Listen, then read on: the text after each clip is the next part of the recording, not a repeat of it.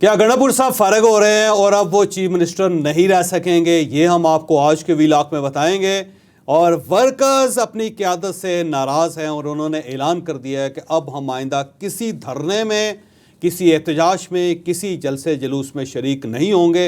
ये कौन से वर्कर्स हैं जो इतने ज़्यादा अपनी क़यादत से नाराज़ है, ये भी आपको इसी व्लॉग में बताया जाएगा। और पाकिस्तान तहरीक इंसाफ के MPAs और MNAs और सेनेटर्स बाहर क्यों नहीं निकले, उन्होंने वर्कर्स को अकेला यहाँ पे इस्लामाबाद में क्यों भेज दिया, ये भी हम आपको आज के व्लॉग में बताएंगे।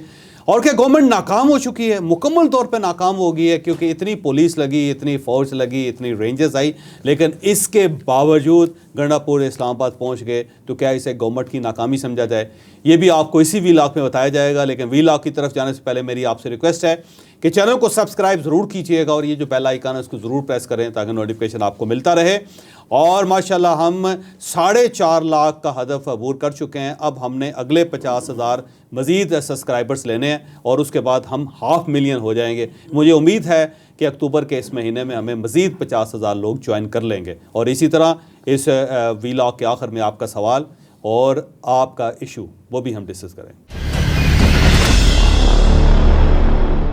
अस्सलाम वालेकुम नाजरीन, मैं हूं फ़ारूक अब्बास न्यूट्रल बाय जावेद चौधरी में। नाजरीन, पिछले दिनों इस्लामाबाद और पिंडी जो था वो बिल्कुल एक जंग का मैदान का मंजर पेश कर रहा था। हम भी जब बाहर जाते थे तो हमें मालूम नहीं होता था कि हम अपनी मंजिल पे आगे पहुंचेंगे या नहीं पहुंचेंगे, या इवन वापस घर भी पहुंचेंगे या नहीं पहुंचेंगे, और रास्ते में हमें क्या मिलेगा हमें कुछ पता नहीं होता था। लेकिन उसके बाद जो तमाम एक्टिविटीज़ हुई वो आप देखते रहे, नज़र आती रही आपको।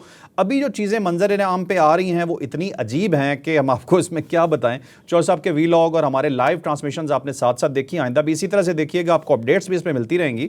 अब हमने जो सवाल उठाया सबसे पहले वो ये है कि गंडापुर साहब क्या 18 तारीख के बाद किसी भी दिन फारिग हो सकते हैं? ये बड़ी स्ट्रॉन्ग खबरें आ रही हैं, ये खबरें क्यों आ रही हैं, खान साहब उन पे कितने तप चुके हैं, ये पूरी डिटेल आपको बताएंगे जावेद चौधरी साहब। मसला ये है कि गंडापुर साहब इतनी बार धोखा दे चुके हैं कि जब भी वो जलसे के लिए निकलते हैं, जुलूस के लिए निकलते हैं, तो उसके बाद गायब ज़रूर होते हैं। जैसे कि वो 8 सितंबर को बाद गायब हो गए थे और उसके बाद 12 घंटे बाद जाके वो मिले, और उससे पहले किसी के राब्ते में नहीं थे। उनके सैटेलाइट फ़ोन भी बंद हो गए, बाकी सारे फ़ोन भी बंद हो गए। उनके पास जो नोकिया का छोटा सा फ़ोन था वो भी बंद हो गया, स्मार्टफोन तो बंद थे। उनके साथ जो लोग थे वो भी गायब हो गए थे। और उसके बाद फिर अचानक वो अपीयर हुए और सीधा वो निकले पेशावर से, यानी डूबते वो इस्लामाबाद में हैं और निकलते वो पेशावर में। ये उनका कमाल था। दूसरी मरतबा लाहौर गए काफ़िला लेके, और फिर काफ़िला दरमियान में रह गया, गंडापुर साहब भी दरमियान में रह गए। उधर से टलियाँ बज गई, घंटियाँ बज गई कि सब लोग ख़त्म और घर वापस आए। और उसके बाद गंडापुर साहब वहाँ आए, फुसफुसी से तकरीर करके वहाँ से वापस आ गए। और उसके बाद फिर गायब हो गए थे। लाहौर से पेशावर तक किसी जगह गंडापुर को किसी ने नहीं देखा, और फिर वो पेशावर से अपीयर हुए। ये जो जाते हैं और फिर आते हैं, ये कमाल ही कर देते हैं। फिर उसके बाद 4 अक्टूबर को वो रात को गायब हो गए थे। हमने व्लॉग में कह दिया था सुबह, बल्कि रात को हमने रिकॉर्ड किया, सुबह 9 बजे वो लगा 5 तारीख को, 5 अक्टूबर को। उसमें हमने कहा जी गंडापुर गायब हो चुका है। तो सब ने कहा उस वक्त, बड़ी मजम्मत की कि जी आप झूठ बोल रहे हैं और आपको शर्म आनी चाहिए, आप क्या कह रहे हैं। मैंने उनसे कहा कि भाई आप जाके देख लें कि क्या वो अपने जुलूस में मौजूद हैं या नहीं है, क्या वो अपने मुजाहरे में हैं या नहीं, अपने काफ़िले में हैं या नहीं है। तो नहीं थे वो, गाड़ी थी उनकी और अंदर से खाली थी वो। तो बहरहाल गंडापुर साहब जो उसके बाद 30 घंटे गायब रहे, और उसके बाद फिर दोबारा वो पेशावर में निकले, यानी डूबे अब इधर से और निकले उधर से। अब 2 कहानियाँ बताई जा रही हैं। एक कहानियाँ गंडापुर साहब की तरफ से है कि जनाब मैं वहीं पर था और वो गारे हिरा की तरह एक पर्दा डाल दिया गया था, जबकि गंडापुर साहब को ये भी पता नहीं कि गारे हरा नहीं, गारे सोर था। अब कम से कम उतना मजहबी इल्म तो उनको होना चाहिए। वो गारे सोर को गारे हिरा कह रहे थे। और नाउज़बिल्ला अपनी निस्बत किसके साथ मिला रहे हैं कि जनाब उनके लिए अल्लाह ताला ने जिस तरह पर्दा फरमा दिया था, बिल्कुल इसी तरह गंडापुर साहब के सामने भी एक पर्दा तान दिया गया था, ताकि दूसरी तरफ लोग ना उसको अंडरस्टैंड कर सके, ना उनको पता चले कि कितनी बुजुर्गज़ीदा हस्ती जो है इस पर्दे के पीछे छुपी हुई है। फिर वो कहते हैं जी 12 अजला क्रॉस करके वो पेशावर पहुंच गए। भाई 12 अजला के लोग अंधे थे, उनको नज़र नहीं आया कि गंडापुर जा रहे हैं। और गंडापुर इतने पॉपुलर आदमी, 6.5 फुट का बंदा है, डेल डोल उनके देख लें आप, कितनी उनकी जान है, आवाज़ में घन गरज है, बाल उनके लंबे लंबे हैं। तो क्या उन्होंने बुरखा पहना हुआ था या वो छोटे हो गए थे जो नज़र नहीं आए किसी डिब्बे में? 4 अजला दरमियान में पढ़ते हैं, 12 कहाँ से हो? 4 पढ़ते हैं, लेकिन वो 12 से होके आए। ये कमाल है ना, ये रूहानी मनाजिल हैं जो उन्होंने तय की। और उसके बाद 24 घंटे वो मेरा ख्याल है पैदल ही चलते रहे, क्योंकि अगर यहाँ से अगर पेशावर जाना हो, कोई भी रास्ता अख्तियार कर लें, गाड़ी पे हो तो 2-3 घंटों से ज़्यादा का रास्ता नहीं है। और अगर आप पैदल जा रहे हैं तो फिर 24 घंटे में भी नहीं आप पहुंच सकते। तो अजीब सी बात है कि उन्होंने कोई मोबाइल फ़ोन नहीं इस्तेमाल किया है, किसी को नहीं बुलाया, किसी को नहीं बताया, अपने ज़िले अपने सूबे में पहुंच के भी उन्होंने नहीं बताया, अपने ज़िले में पहुंच के भी उन्होंने बताया कि मैं गंडापुर हूँ, और 6.5 फुट का गंडापुर जो किसी को नज़र ही नहीं आया। और वो जो फैसल वाड़ा साहब कह रहे हैं कि गाड़ी की डिग्गी में बैठ के, वो बिल्कुल गलत है। गाड़ी की डिग्गी में वो आ ही नहीं सकते, कितनी बड़ी गाड़ी भी हो। मेरा नहीं ख्याल कि गंडापुर साहब उसके अंदर आएंगे, और अगर आएंगे तो इतनी दूर वो सफ़र नहीं कर सकते, रास्ते में सफोकेशन का शिकार हो जाए। उनको तो अस्थमा का प्रॉब्लम भी है, सांस उनकी फूल जाती है इतने मोटापे के बावजूद। तो ये स्टोरी जो है ना कि अजीब सी, अब नई स्टोरी आ गई है कि गंडापुर साहब को बता दिया गया था कि पुलिस अंदर दाखिल हो रही है, फिर एक अहलकार ने कहा जी आप छत पे छुप जाएं, तो छत के ऊपर वो छुप गए, लेट गए, और वहाँ पे वो कई घंटे रहे। अब सवाल ये है कि अगर छत के ऊपर कोई ममटी है तो ज़ाहिर ममटी की तलाशी तो ज़रूर होती है, और अगर ममटी वहाँ पे नहीं है तो इतनी गर्मी के अंदर गंडापुर साहब वहाँ नहीं लेट सकते कुछ भी हो। ज़ाहिर बैठे तो होंगे नहीं, बैठेंगे तो ज़ाहिर नज़र आ जाएगा। ऊपर ड्रोन्स भी चल रहे थे, सब कुछ चल रहा था। तो ये कैसे हो सकता है कि पुलिस को पूरा खैबर पख्तूनख्वा हाउस नज़र आ गया, छत नज़र नहीं आए? जबकि पुलिस का कमाल ये है कि सबसे पहले छत पर जाती है, क्योंकि इससे पता होता है कि छत से ही कोई ना कोई कूद सकता है, गायब हो सकता है, छुप सकता है। तो ये कैसी पुलिस है जिसको पता नहीं था कि इस खैबर पख्तूनख्वा उसकी छत भी है, और गंडापुर साहब वहाँ पे धूप के अंदर लेट भी सकते हैं। अब अक्टूबर का शुरू है, इस वक्त भी इस्लामाबाद के अंदर गर्मी है, बाहर नहीं आप बैठ सकते। तो गंडापुर साहब जो हैं, जो नाजो नहम में पले हुए बंदे हैं, जो चीफ मिनिस्टर हैं, वो धूप के अंदर अगर लेटे रहे तो बड़ी अजीब सी बात है। फिर उसके बाद वो कहते हैं रात के वक्त वो कहीं निकले। अब रात के वक्त भी वहाँ पे पुलिस थी, फ़ौज थी, रेंजर्स थी, तो किस तरफ से निकल गए वो, और कैसे उड़ के निकल गए? ये अजीब सी दास्तानें हैं जिसको मेरा दिल मानता। बैरिस्टर सैफ साहब आखिरी वक्त तक ही कहते रहे जी हमारा चीफ मिनिस्टर गायब है। अब वो कह रहे हैं जी कि वो छुपे नहीं थे, बल्कि उनकी स्ट्रेटजी थी, हिकमत अमली थी। वो कह रहे हैं कि मैं छुपा हूँ, चीफ मिनिस्टर कह रहे हैं मैं छुपा हूँ। वो कह रहे हैं नहीं, इनकी हिकमत अमली थी कि इन्होंने इस तरह छुप जाना था। ये कौन सा वली कामल है जो पर्दा कर गए थे कुछ थोड़ी देर के लिए, और फिर उसके बाद वो अपीयर हो गए और सीधे लैंड किया उन्होंने खैबर पख्तूनख्वा असम्बली के अंदर। कोई अजीब सी बात है। बात सिंपल सी है कि गंडापुर साहब जो थे वो संगजानी से आए थे, और उनको उससे पहले फ़ोन आया था, और फ़ोन आके वो संगजानी से प्रॉपर अपने गार्ड्स के साथ आए, अपनी गाड़ी पे आए, और किसी ने रास्ता नहीं रोका। इसका मतलब ये था कि रास्ते से रुकावटें हटा दी गई थी। वो इस्लामाबाद आए, और इस्लामाबाद आके उन्होंने मीटिंग्स की। मीटिंग करके बाद वो चुप करके बैठे रहे, और एक वक्त पे ख़बर ये भी चल पड़ी कि उनको हिरासत में ले लिया गया, और उनके ऊपर स्टेट के ऊपर हमला करने का, बगावत करने का इल्ज़ाम है। ये ख़बरें तक, ये टिकट्स तक चलते रहे। फिर अचानक वो वफाकी गवर्नमेंट ने कहा जी हमारे पास तो है ही नहीं, हमने तो पकड़ा ही नहीं उनको, और उसके बाद बावजूद गंडापुर साहब गायब रहे। बड़ा सिंपल सा मामला है कि गंडापुर साहब खुद आए थे यहाँ पर चाइना चौक, वो यहाँ जो लोग थे उनकी मर्ज़ी से पहुँचे वो, और वहाँ पे उन्होंने अपने कारकुनों के साथ खिताब किया, और उसके बाद थोड़े से कारकुन थे वहाँ पे, कोई बहुत ज़्यादा भी नहीं थे, और वहाँ पे एक छोटी सी वीडियो बना के वो फिर खैबर पख्तूनख्वा हाउस के, और उसके बाद फिर वहाँ से वो गायब हुए। इसमें कोई शक नहीं, गायब हुए, कहाँ ले जाएंगे, कहाँ चले गए, ये अब नहीं पता। उसके बाद पेशावर बड़ी इज्जत के साथ, और वो बिल्कुल सीधे रास्ते से, बिल्कुल सिराते मुस्तकीम पर चलते हुए सीधे वो पेशावर पहुँचे, और इस दौरान उन्होंने कोई जो है ना, उनको किसी तकलीफ़ से नहीं गुजरे, ना वो पैदल चलें, ना वो उन्होंने कोई गाड़ी बारो की है, बिल्कुल आराम से अपनी गाड़ी के अंदर वो वहाँ पे पहुँचे। ठीक है। और जब चीफ मिनिस्टर हाउस पहुँचे हैं तो उनको बाकायदा सलूट हुए, अंदर गए हैं वो। उसके बाद वो बड़े मज़े से जाके उन्होंने असम्बली के अंदर खिताब किया। ये सिंपल बात है, बाकी सारी कहानी है।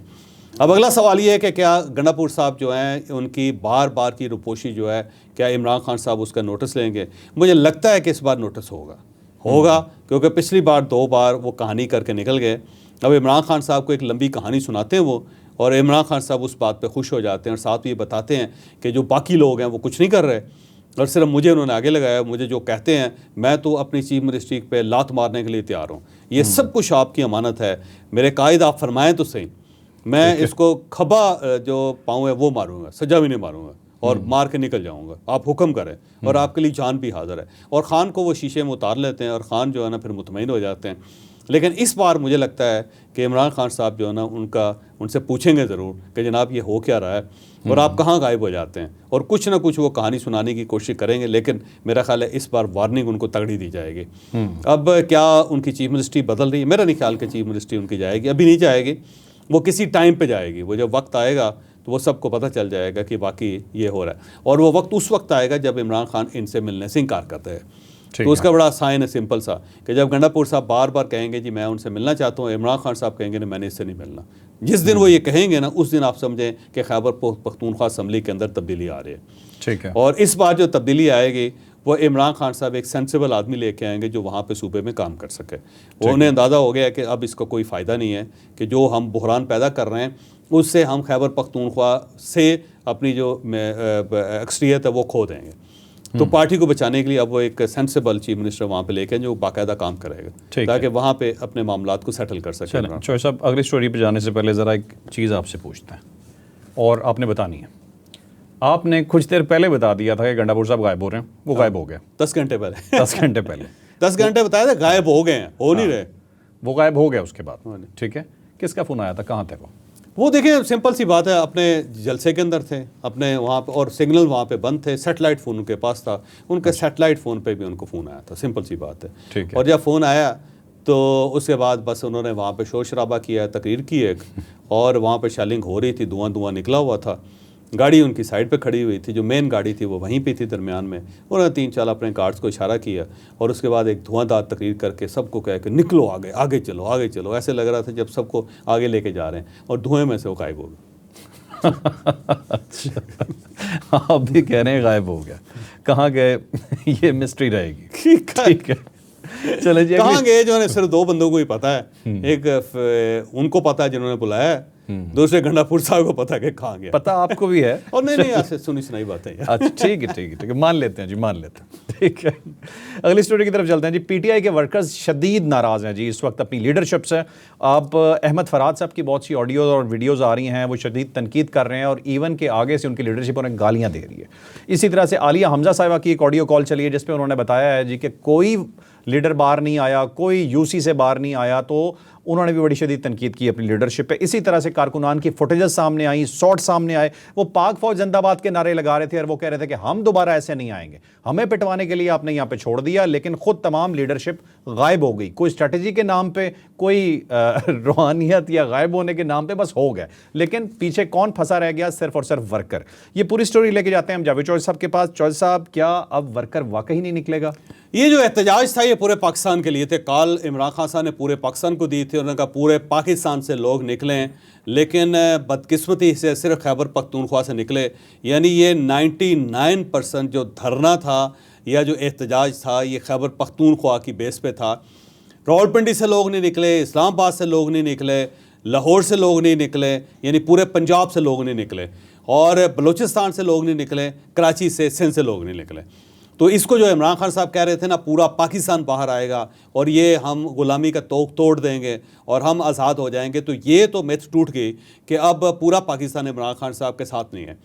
खैबर पख्तूनख्वा में से भी जो लोग आए वो गंडापुर साहब ने बाकायदा वहाँ से खींच के पूरे किए और उनको गाड़ियाँ दी गई, उनको खुराक दी गई, उनको पैसे दिए गए, उनको पेट्रोल के कैन दिए गए और साथ साथ उनको सिक्योरिटी फराम की गई और साथ हल्ला गुल्ला कर करा के उनको यहाँ पे लेके आए।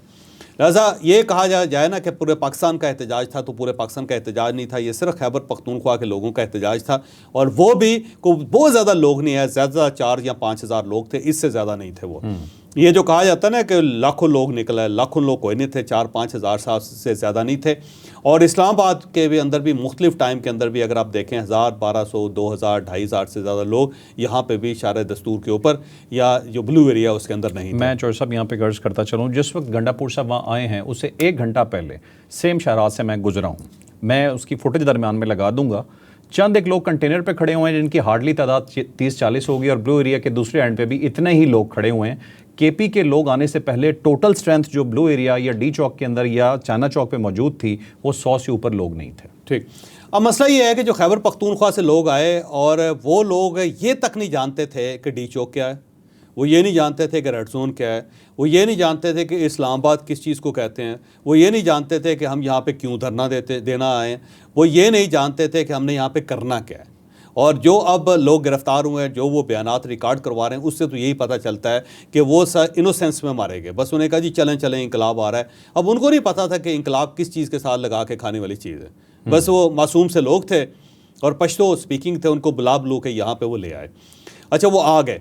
अब उसके बाद क्या हुआ कि जब वो आए तो पीछे से जो लीडरशिप थी गंडापुर साहब की शक्ल में वो गायब हो गई। यानी उन सबको ला के बेयारो मददगार यहाँ पे छोड़ दिया गया और वो सारी रात शेलिंग बर्दाश्त करते रहे, वो सारी रात पत्थर बर्दाश्त करते रहे, वो सारी रात पैदल चलते रहे, उनके पाँव ज़ख्मी हो गए।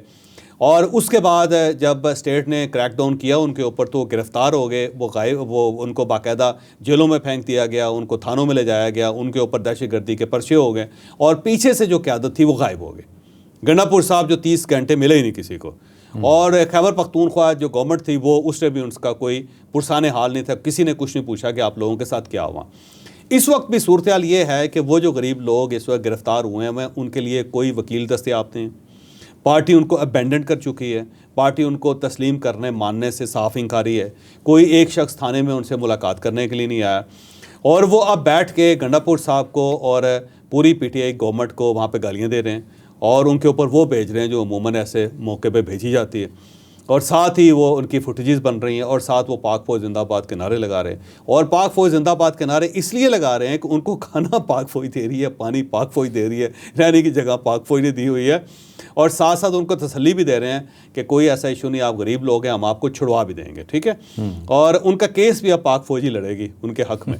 तो ये सारी सूरत हाल में वो लोग बेचारे क्या करें कि जिनको लाया गया था और पीछे जो लाने वाले थे वो गायब हो गए और उन्होंने इनको बेयारो मदद खा छोड़ दिया, तो वो कैसे फिर इनके साथ चलेंगे। तो उन्होंने कह दिया, आज कहना शुरू कर दिया है कि जनाब आप कुछ भी हो जाए, हमारे माँ बाप की तौबा है, हम अपने बच्चों की कसम खा के कहते हैं कि हम दोबारा खैबर पख्तूनख्वा से इधर नहीं आएंगे और किसी की बात में नहीं आएंगे, ना इमरान खान की बात में, ना गंडापुर की बात में।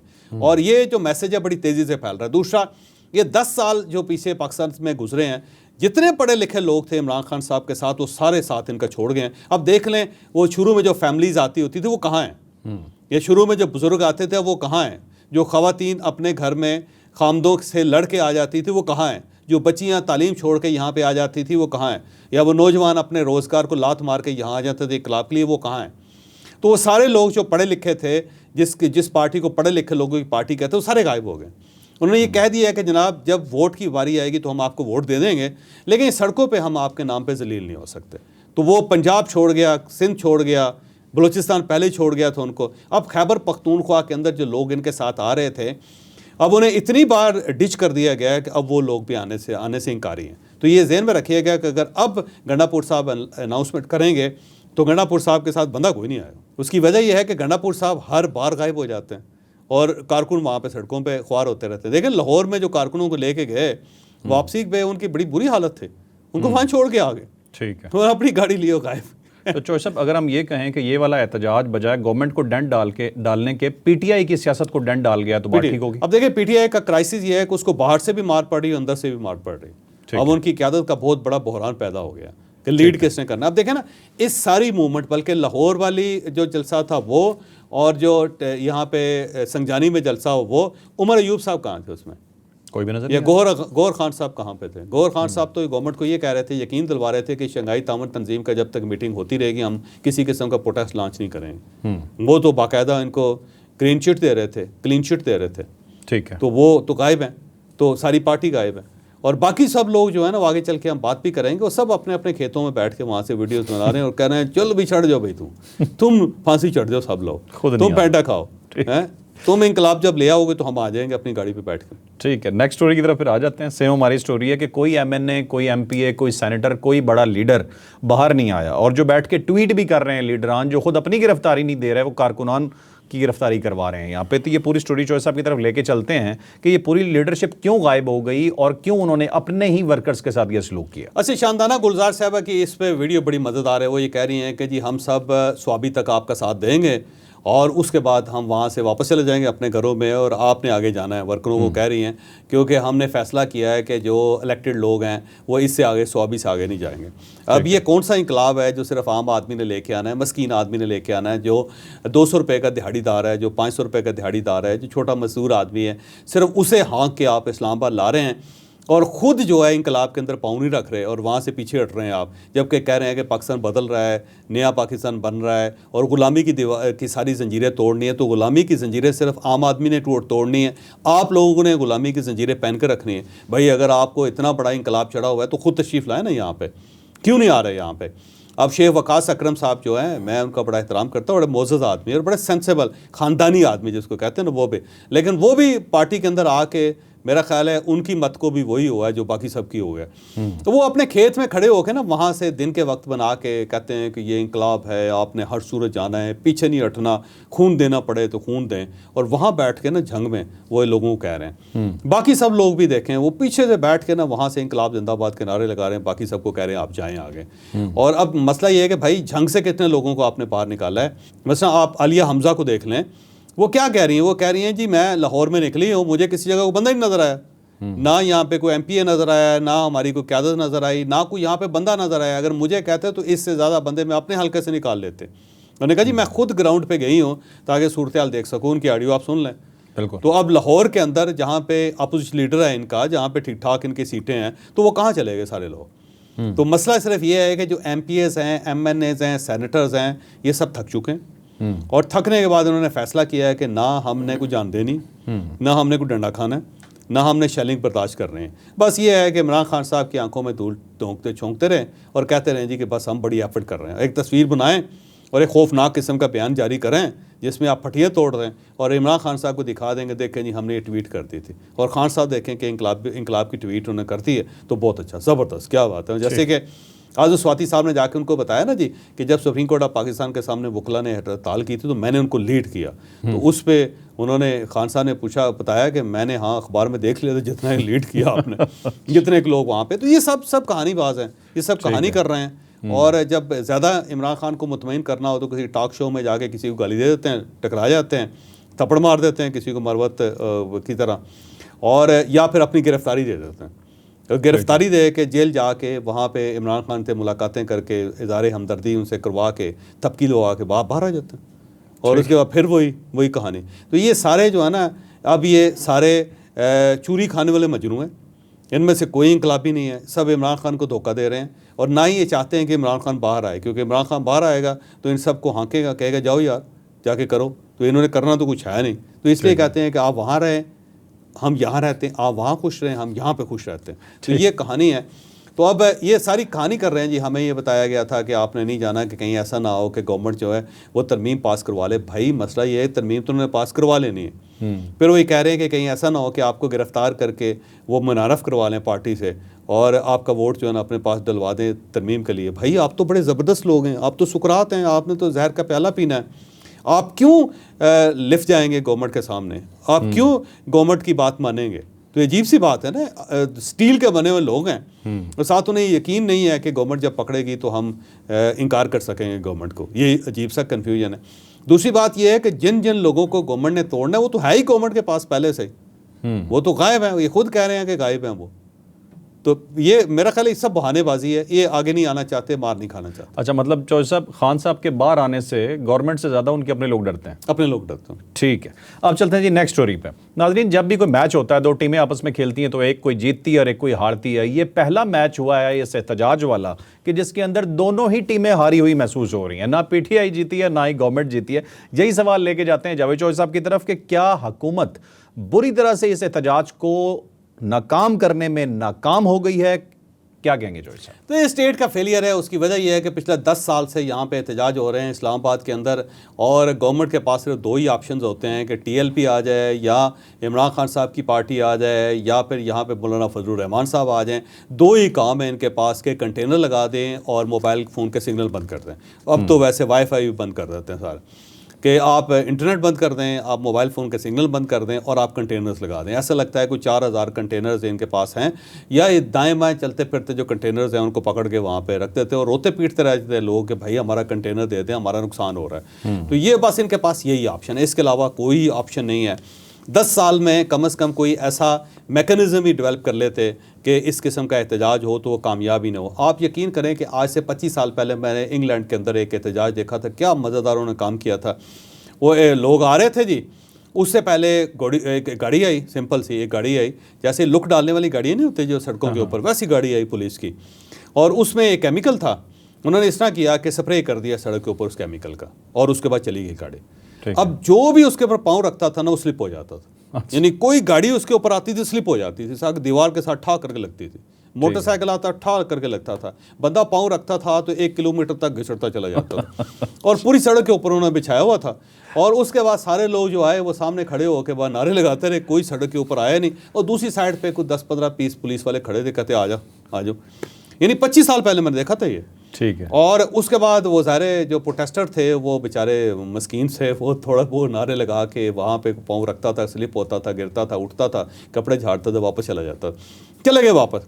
और जब वापस चले गए तो वही गाड़ी जो थी ना वो वापस आई और उसके अंदर अब एक दूसरा केमिकल था, उसने उस केमिकल उसके ऊपर छिड़का, थोड़ी देर बाद बिल्कुल सड़क नॉर्मल थी। अच्छा, 25 साल पहले मैंने देखा। चौधरी साहब ये गंडापुर के लिए ऐसा स्प्रे तो नहीं हुआ जिसने केपी पहुंचा दी? तो बड़ी सिंपल सी बात है कि आप अगर ये गवर्नमेंट समझदार है, अगर हम एज ए स्टेट हम चल रहे हैं तो 10 साल में हमें कोई ना कोई मैकेनिज्म ईजाद कर लेना चाहिए था कि हमने रोकना कैसे है। देखिए, हम मोर्चे खोद के बैठ जाते हैं, पुलिस को बुला लेते हैं और उसमें करोड़ों रुपए जो है ना दाएं से बाएं हो जाते हैं, खा जाते हैं। वो एक बजट पास होता है कि जी पुलिस को हम मोबिलाइज कर रहे हैं, उनको ठहराने की जगह, उनको खाने का बंदोबस्त, उनकी यूनिफॉर्म का बंदोबस्त और फिर उनका TADA, उसमें करोड़ों अरबों रुपए खा जाते हैं दाएं से बाएं। और वो होता क्या है कि पूरे पाकिस्तान से, पूरे पंजाब से यहाँ पुलिस इकट्ठी करके यहाँ तमाशा लगा लेते हैं, वो डंडे लेके खड़े रहते हैं, सारे शीट खड़े रहते हैं। इधर से जो हमारा वज़ीर दाखिला होता है वो सीने पे हाथ मार के कि आ तू आप पुत्र देख तू, और उसके बाद ये करते रहते हैं। और आखिर में फिर गंडापुर साहब यहाँ से निकल आते हैं, शायद कोई मुगलों की सुरंग है नीचे कि संजानी से घुसते हैं, यहाँ से वो घोड़े पे बाहर निकल आते हैं और इधर से वहाँ वापस चले जाते हैं। कोई अजीब सा तमाशा है। मेरा ख्याल है स्टेट का फेलियर है, और अगर इन्होंने ये रोकने हैं तो अल्लाह का वास्ता है ये सिग्नल बंद करें। इससे बहुत नुकसान हो जाता है लोगों का। बच्चे स्कूल के अंदर होते हैं, उनसे रब्ता नहीं हो पाता, खामद दफ्तर गया है उसका रब्ता नहीं हो पाता, लोग अजियत का शिकार हो जाते हैं, कारोबार लोगों का है सारा डैमेज हो जाता है। इसको बंद करें और ये जो कंटेनर्स हैं उनसे जान छुड़ाएं। ये तो साइकोलॉजी उसने इंसान यहाँ पे इस्लामाबाद के लोगों की बर्बाद करके रखती हुई है। उसके बजाय कोई अच्छा सा मैकेनिज्म डेवलप करें जिसके ज़रिए ना पुलिस को बुलाना पड़े दूसरे सूबों से, ना ही कोई और ज़्यादा बजट लगाना पड़े, और बड़े सिंपल तरीके से आप इन सारे मसलों को हल कर सकें, करना चाहिए। अब अगर गंडापुर साहब ये क्लेम कर रहे हैं कि मैं वहाँ पहुँच गया हूँ, तो फिर मेरा ख्याल है वज़ीर दाखिला साहब को फारिग कर देना चाहिए। और अगर वज़ीर दाखिला ये कहते हैं कि जनाब गंडापुर साहब यहाँ नहीं आए, तो फिर उन्हें साबित करना चाहिए कि गंडापुर वाकई नहीं यहाँ आए। और उसके बाद भी अगर इतनी बड़ी पुलिस है जो छत पे जाकर नहीं देख सकी कि गंडापुर साहब कहीं ऊपर ना लेटे हों, तो मेरा ख्याल इस पुलिस को भी फारिग हो जाना चाहिए। ठीक है नाज़रीन, इन कंटेनर्स का फ़ायदा ये होता है जी, बिल्कुल आवाम रुकती है, लेकिन वो एहतजाज वाले लोग नहीं होते, वो हम लोग होते हैं। हम पिंडी नहीं जा सकते, पिंडी वाले इस्लामाबाद नहीं आ सकते और टोटल ब्लॉकेज हो जाता है। उन कंटेनर्स की तकलीफ़ सिर्फ हम लोगों को बर्दाश्त करनी पड़ती है, और इन 2 शहर के जो लोग हैं इनकी तकलीफ़ का आप अंदाज़ा भी नहीं कर सकते। हम यहाँ पर मौजूद हैं, ये गारंटेडली आपको बता रहे हैं कि हमारी ज़िंदगी एक जहन्नुम बन जाती है जब भी ऐसी सिचुएशन पैदा होती है। अब जो सब सवाल की तरफ जाते हैं, ज़ायक साहब ने क्वेश्चन किया है। क्वेश्चन बहुत अच्छा है। बेसिकली मसला ही है कि मुकदमात तो बनते हैं लेकिन सज़ाएं किसी को नहीं होती। सज़ाएं होती हैं लेकिन उनके ऊपर अमल नहीं होता, और बाज़ औक़ात मुकदमात भी बहुत लंबे लंबे चलते हैं। और मेरा ख्याल है ये भी स्टेट फेलियर है।